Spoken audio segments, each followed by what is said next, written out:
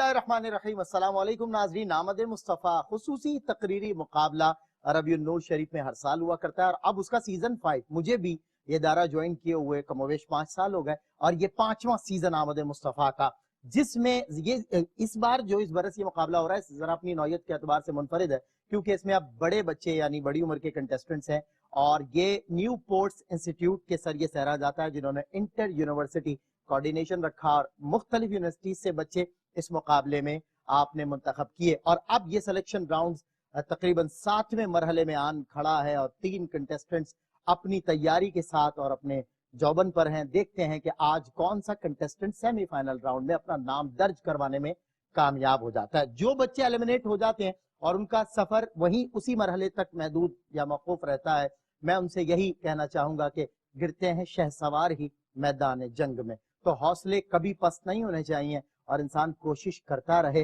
कामयाबी मिल ही जाती है। और जनाब रिसालत मआब सल्लल्लाहु अलैहि वसल्लम के एक फरमान के मुताबिक जो मेहनत और कोशिश करता है वो पा लेता है।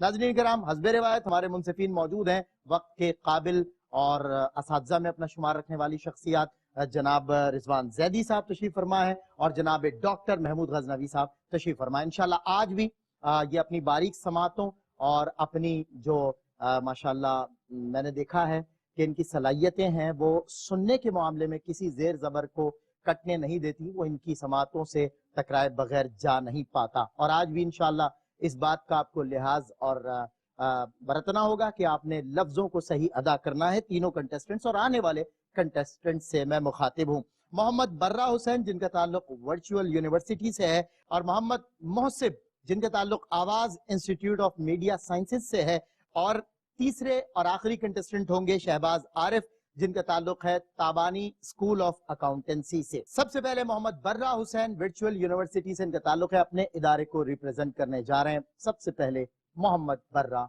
हुसैन। सदर अली वक़ार, ज़माना जाहिलियत सरज़मीन अरब जहाँ से अलग एक अजब ही जहाँ था, ना सब्र सुकून मयस्सर था, ना इल्म फ़ुनून मयस्सर था। बेटी पैदा होती थी, जिंदा ज़मीन में दबा देते थे, अनगिनत मूर्तियों से दिल को लगाते थे, उन्हीं को खुदा बनाते थे, उन्हीं के सामने सर को झुकाते थे। आपस में रऊनत ऐसी थी कि हैवान भी उनसे घबराते थे।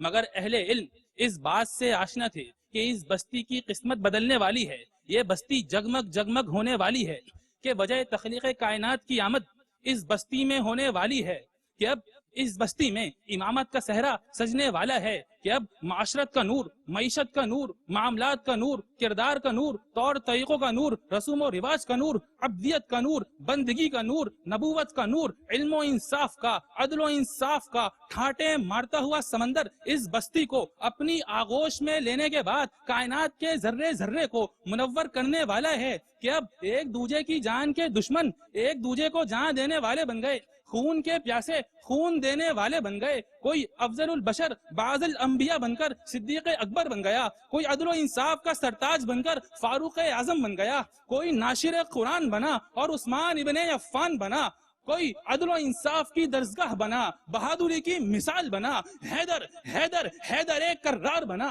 कोई अमीर शाम बना, समंदरों का सरदार बना, कोई सर को सजदे में कटाकर शहीद करबला बना, जन्नत के नौजवानों का सरदार बना। कायनात की ये जगमगाहट फकत कौनो मकां के लिए थी, कायनात की ये जगमगाहट फकत इस जहां की नहीं कौनो मकां की थी, कि बरोज़े महशर हर फर्दे बशर पुकारेगा नफ्सी नफ्सी और सदाए सरवरे कौनैन होगी या रब्बी उम्मती या रब्बी उम्मती। और यहीं से उम्मत की मगफिरत के फैसले किए जाएंगे कि इल्हाम की रिमझिम कहीं बख्शिश की घटा है, ये दिल का नगर है या मदीने की फिजा है।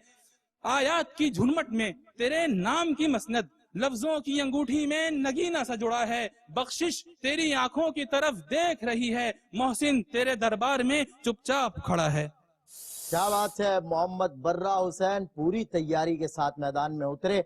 रग रग ने समेटी है तेरे नाम की फरियाद, जो कलाम इन्होंने पढ़ा उसी का एक शेर है।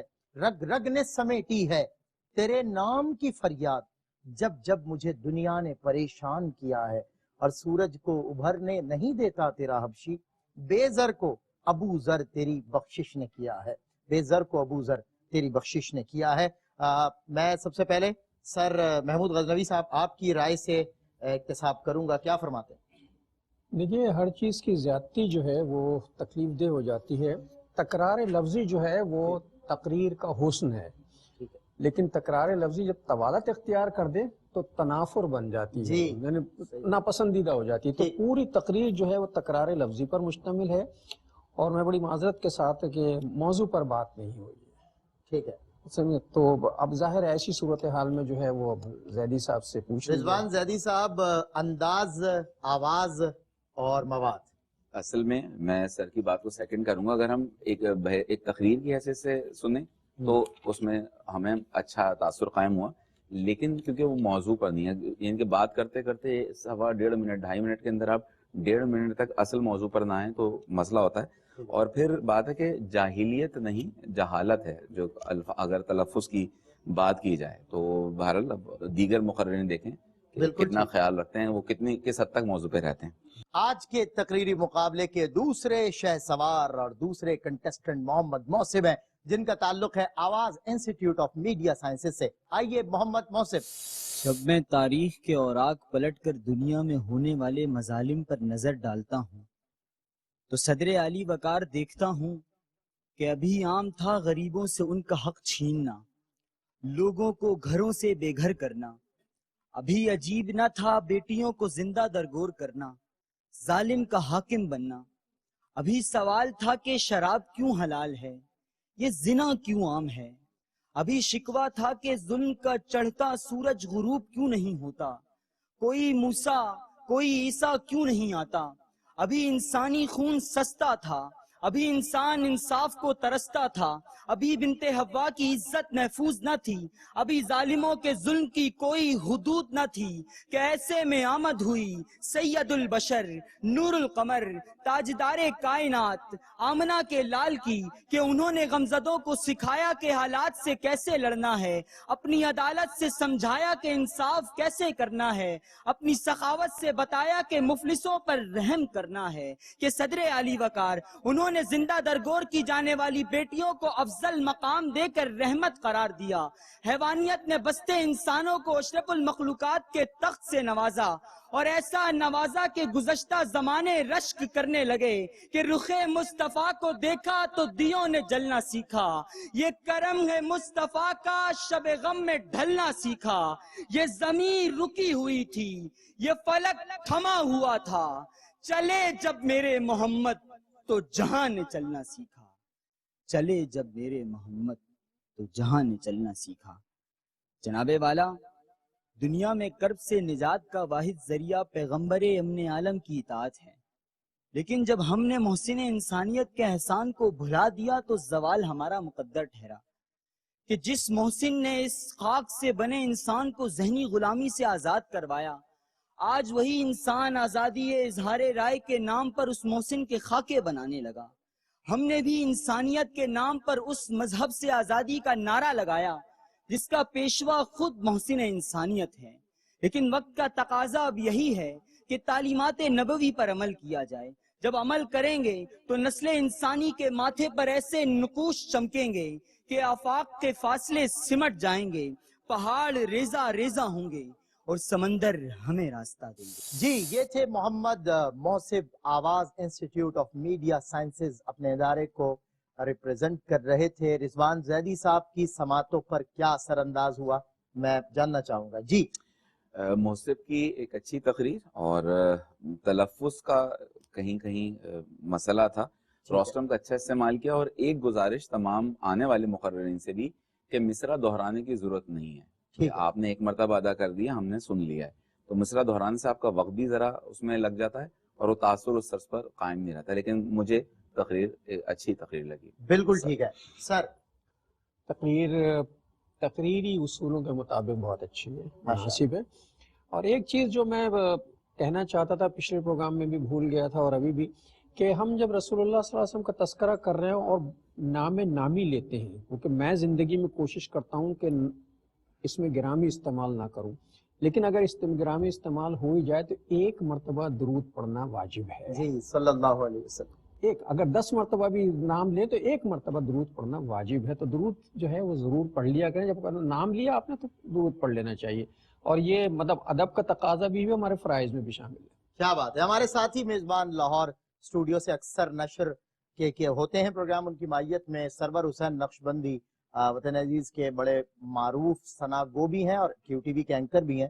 وہ کہتے ہیں رحمت کبریا درود میں ہے, قربت مصطفیٰ درود میں ہے, قدسیوں کو بھی حکم ہے اس کا, خود بھی شامل خدا درود میں ہے, خود بھی شامل خدا درود میں ہے. سر کی بات کو میں سیکنڈ کرتے ہوئے ان منظوم اشعار کے ساتھ آخری اور آج کے اس راؤنڈ کے لاسٹ کنٹیسٹنٹ کو دعوت دیتا ہوں, جن کا نام ہے شہباز عارف تابانی, اسکول آف اکاؤنٹنسی سے تعلق رکھتے ہیں. آئیے شہباز عارف. محب کے محبوب کا غلام ہوں صدر علی وقار, محب کے کن پر نور محبوب صفحہ وجود پر وارد ہوا, محب کے اکتب پر قلم نے لوہے محفوظ پر محبوب کی غلامی ہمارے ایمان کا حصہ لکھ دی. محب نے غلام کے دل کو عقل دی تو اس نے محبوب کا آسیہ چھوڑنے سے انکار کر دیا. محب نے محبوب کو باعث تخلیق عالم وجہ تخلیق کائنات بنایا.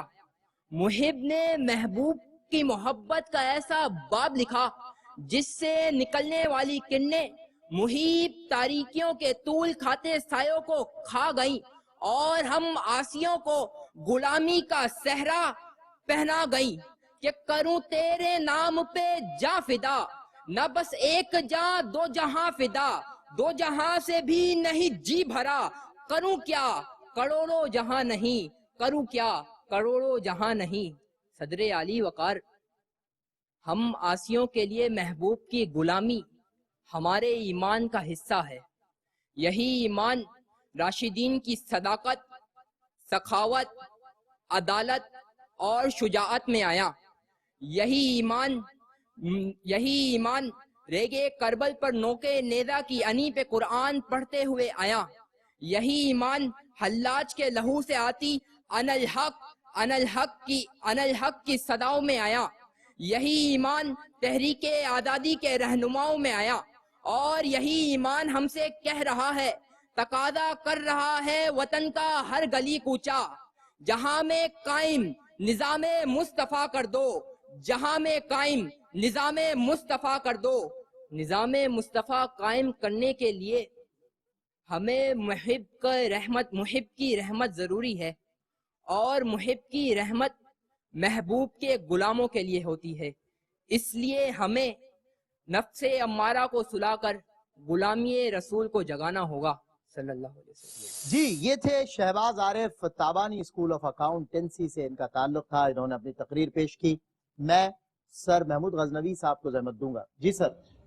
بھائی مسئلہ یہ ہے, تقریر میں میری یہ سمجھ میں نہیں آتا کہ مقررین جو ہیں یا ان کے پس منظر میں جو لوگ بھی ہیں وہ یہ کیوں سمجھتے ہیں کہ جتنے بھاری بھرکم ادق مشکل نامانوس الفاظ استعمال کر اتنا ہی زیادہ اچھی تقریر ہوگی, اتنی ہی زیادہ خراب تقریر ہوگی. صحیح, کیونکہ ان کی ادائی کا پھر دوسرے دیکھیں, مزہ تقریر کا کیا ہے, مزہ کہنے کا جب ہے ایک کہے اور دوسرا سمجھے. لفظوں کو فصیح سے مراد ہے عام فہم لفظ ہونے چاہیے. اور پھر یہ کہ ہمارے یہ جو ساتھی آئے تھے شہباز, انہوں نے ایک چیز ان کے ساتھ بڑی گڑبڑ ہے, اور وہ یہ کہ یہ غین نہیں بولتے, گاف بولتے ہیں. غلامی کو غلامی کہتے رہے ہیں, اور لوہے محفوظ ہے جسے لوہے محفوظ کہا, تھوڑا ایسا سنائی دیا. ہاں, تو وہ لوہا تو جو آئرن ہے وجہ تخلیق نہیں ہے, وجہ تخلیق. تو بہرحال ایسی چیزیں ہیں وہ بتانی ضروری ہے. بالکل ٹھیک ہے. زیدی صاحب کیا کہیے گا؟ میں بالکل سر کی بات کو سیکنڈ کروں گا, کیونکہ وہ جو ہم صوتی آہنگ کی بات کر رہے تھے, اور بیٹا مشق سے اس کو درست کیا جا سکتا ہے. ٹھیک ہے, بعض لوگوں کے ساتھ قدرتی طور پر معاملات ایسے ہوتے ہیں, جیسے کچھ لوگوں کا قاف کی ادائی کا معاملہ درست نہیں ہوتا, تو وہ مشق سے درست کیا جا سکتا ہے. اور آپ نے ایک جگہ بات کی نوکے نیزے کی انی, تو انی تو خود نوک کو کہتے ہیں, نیزے کی انی یہاں یہ مکمل تھا, اس کو نوکے نیزے کی انی اضافی کرنے کی ضرورت نہیں تھی. تلفظ پر توجہ دیں اور عام فہم الفاظ ہوں, تاکہ آپ کی بات آسانی تک پہنچے اور آپ کو بھی آسانی سے یاد ہو. آپ اس گنجلک کو دہرانے میں اور یاد کرنے میں اپنی تقریر کا حسن خود ظاہر کر دیتے ہیں. واہ, جی تینوں کنٹestant محمد برہ حسین, محمد موصف اور شہباز عارف نے اپنی اپنی تقریریں پیش کی. کوئی ایک ہی کنٹestant وہ ہوگا جو سیمی فائنل راؤنڈ میں کوالیفائی